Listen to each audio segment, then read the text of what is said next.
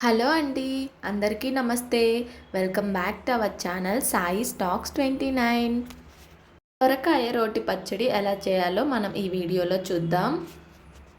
సొరకాయని తీసుకొని శుభ్రంగా వాష్ చేసి చెక్కు తీసుకొని చిన్న చిన్న ముక్కల్లాగా కట్ చేసుకొని పక్కన పెట్టుకోవాలి.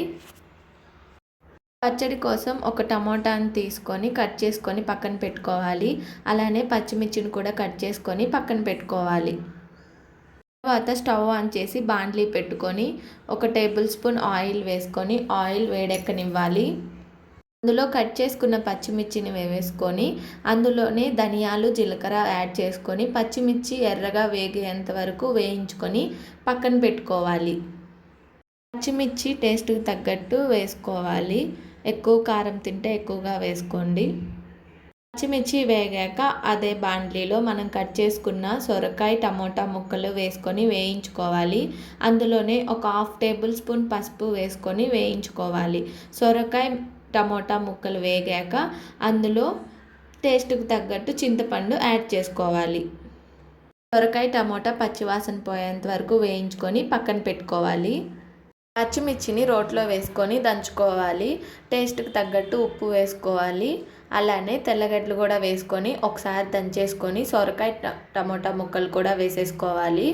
అది కచ్చా పచ్చాగా దంచాక లాస్ట్లో కొత్తిమీర వేసుకొని దంచుకోవడమే.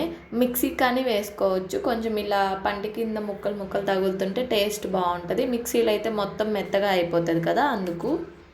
పచ్చడిని ఒక బౌల్లోకి తీసుకొని తర్వాత స్టవ్ ఆన్ చేసి బాండ్లీ పెట్టుకొని ఆయిల్ వేసుకొని ఆయిల్ హీట్ ఎక్కాక అందులో తాలింపు గింజలు వేసుకోవాలి.